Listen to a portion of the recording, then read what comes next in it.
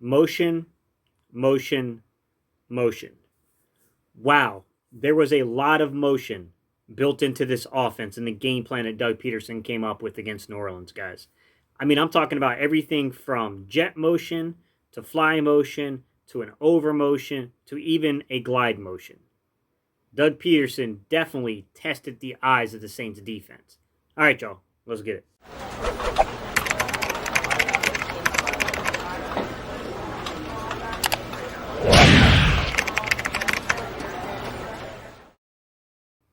What's up, Eagles Nation? What's going on, NFL world? How you doing, division rivals? This is Steven Hyder with Gate City Sports Channel, the sports channel where the cerebral NFL fan comes for about 10 minutes of daily content. Good morning, good afternoon, or good evening, whenever it is you get around to watching this. Once again, guys, my name is Steven Hyder, and this is Gate City Sports Channel. All right, y'all, today's topic. Listen, I've been digging through and I've been looking over basically our first offensive drive. All 13 plays, even though we really lined up for 15, but we had some penalties that kind of kicked us back a little bit. And there were some things that really stood out to me from breaking down this film and really going over it with a fine-tooth comb here. Number one was the pure amount of motion. We used like 40-some% of our plays were in motion. Like if you count all 15 plays that were scripted to be run, 7 of those plays had it. If you count only the plays that were without penalty, then you got 6 out of like 13 basically plays with motion. Like it was a high number, high volume of motion here, guys. And I'm going to go over each and every one of those today for you guys. Number two, clearly there was some kind of game plan around Quez Watkins. There were 2 plays in particular from the first drive that Quez Watkins was in on. I'm not going to cover that today, but I could tell that the coaching staff wants to implement and use Quez a little more, it looks like to me. Just judging from the fact that not only was he active, but you've built some stuff around him too. The third thing I noticed, guys, was just a pass-to-run ratio. Listen, we ran 13 plays. Of those 13 plays, 5 of them were passes, 8 of them were runs. Basically, that kind of works out if you round things up to 61% run ratio to pass ratio. So 61% of plays being running plays, 39% of plays being passing plays. Yes, it's a little skewed because there were times that Hurts just kind of took off. So you can kind of really vary that by at least one play because there's clearly the third and four, which was a passing play that Hurts just pulled down and ran with it. But nonetheless, clearly a more of a commitment to the running game. Not that Doug, I don't want to imply that Doug doesn't run the ball early in downs, early in the game, because he does. He's been doing that over the last few weeks, but then he kind of departed from it, and he did in this game too. But there was definitely a concerted effort here. All right, y'all. Without further ado, let's run some film, and let's look at some of the emotion that Doug built into the offense. All right, y'all. Let's get it.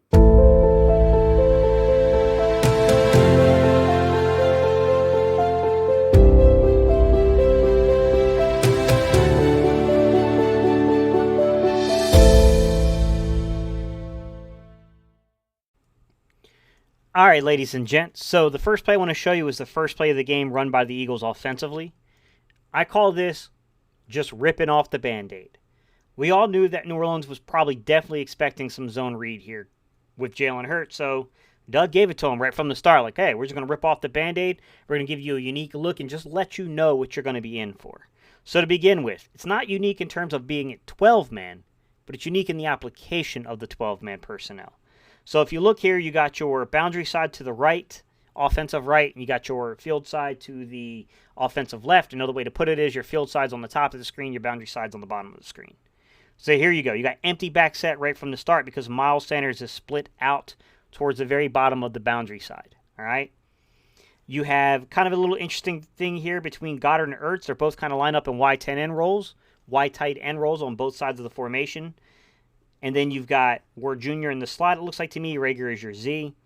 Here's the deal. Right from the jump, guys, we're going to take Miles Sanders and we're going to motion him. Here we go. Right from the jump, you're going to get a little jet motion action. Difference between jet and fly motion, guys, is jet motion, the ball is snapped right as the player gets kind of close to the quarterback. But a fly motion means they go all the way across the screen, basically all the way across the formation before there's a snap, guys. So, jet motion right from the start. That's a jet motion into a zone read. Hurts reads it, pulls it down, takes it for a little, 3-yard carry or so. Right from the jump, we're giving you 12-man personnel. We're giving you an empty back set look. We're giving you some jet motion, and we're hitting you with a zone read. Hey, We knew it was going down right from the jump with this game.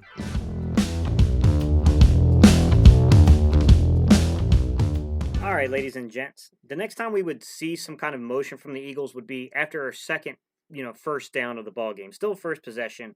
We're on the 6th play, offensive play for the Eagles of this drive and of the game. It's a 1st and 10 from our own 46 now with 9:48 left in the first quarter. Couple of interesting things to take note of here. Yes, the Eagles are still in 12-man. If you're wondering about the ratio of 12-man to 11-man, it was clearly in favor of 12-man guys over 11-man, with a total ratio being 8 out of 13 plays being run out of 12-man, and then 5 out of 13 being run out of 11-man.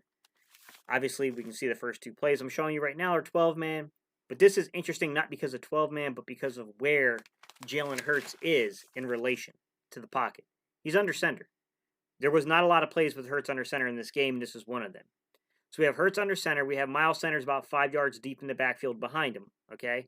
You have your field side to the offensive right. You have your boundary side to the offensive left. Hurts is in a wide position there. Goddard is in a wing position. And you got Reagor down there as a flanker. So that's your field side. And then, of course, if you go to your boundary side, you have Alshon Jeffrey as an X. Here we go. Jalen Reagor is put in motion. We got a little jet motion.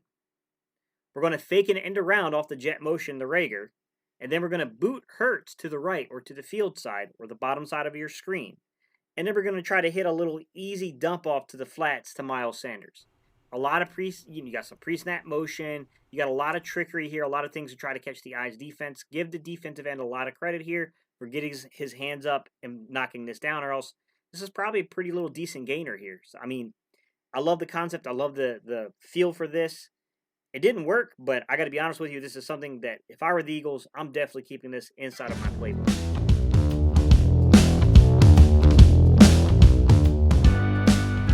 All right, ladies and gents.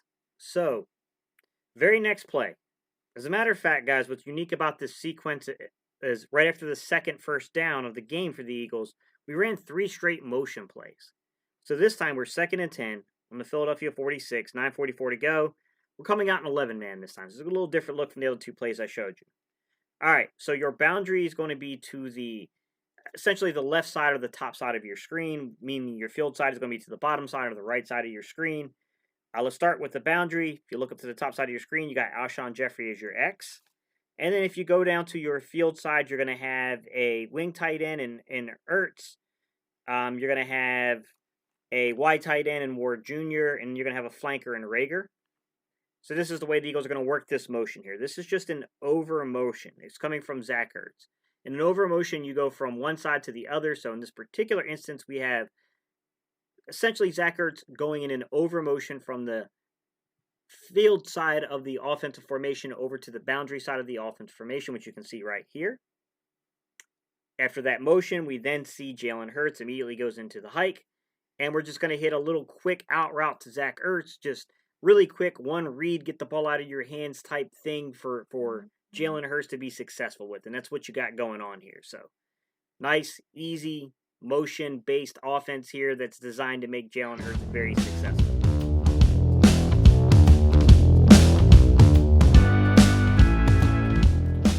All right, ladies and gents. So as stated before, this would be the 3rd play in a row where we ran motion. This is a 3rd and 8 from the Philadelphia 48, 9:01 left in the first quarter.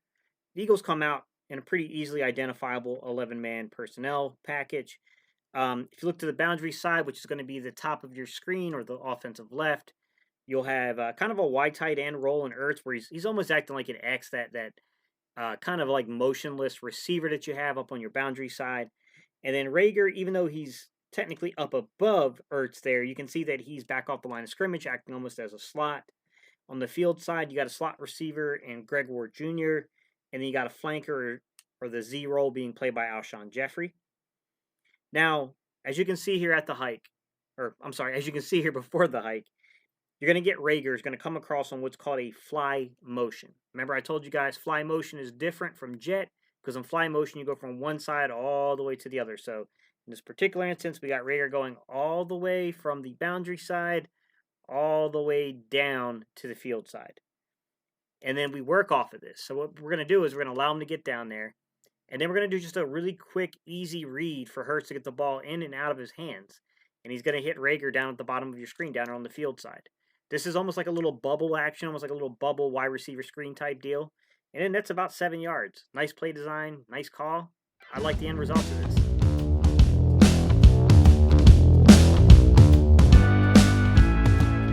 All right, ladies and gents. So the next play I want to show you where the Eagles are going to implement some motion into their offense comes basically still on this first drive of the game. Like I said, guys, we're only really reviewing the first drive. And we're on the 10th play of the first drive. It's 1st and 10. It's on the New Orleans 42. It's 7:38 left in the game.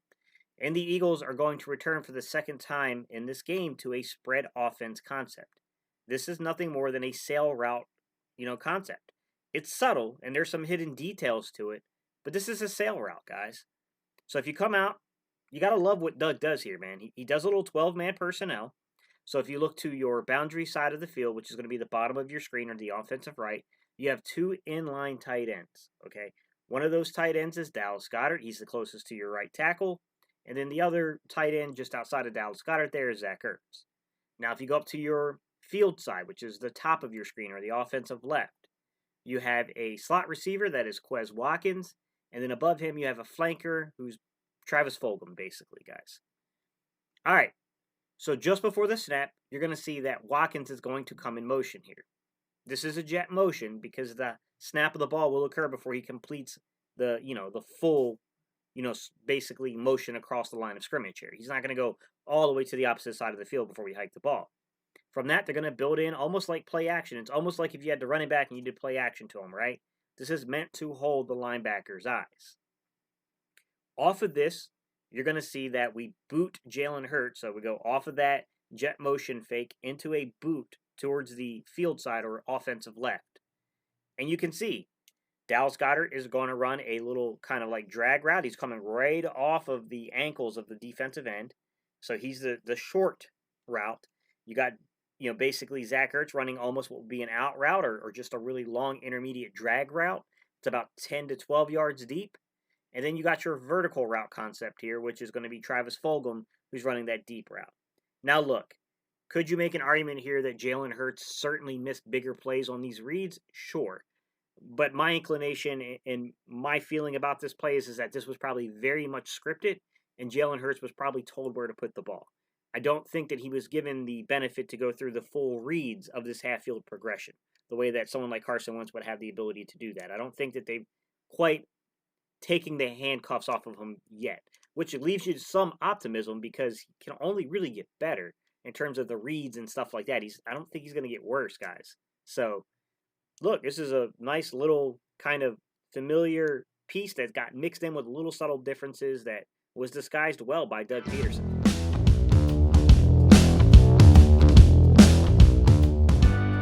All right, ladies and gents, so to kind of give my concluding thoughts here, there were 2 more plays during this sequence of the first drive where there was motion.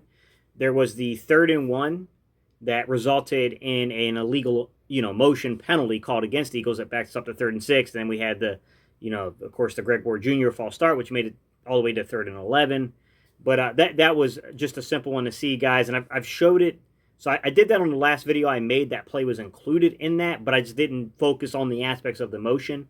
But basically what you get is an over motion from Dallas Goedert. So over meaning from one side of the formation to the other, readjusting. And then you get a glide motion from Zach Ertz. So say he split out, he comes back.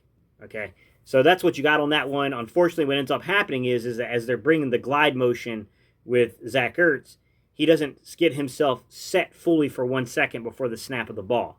That's an illegal motion. That's what ends up happening there.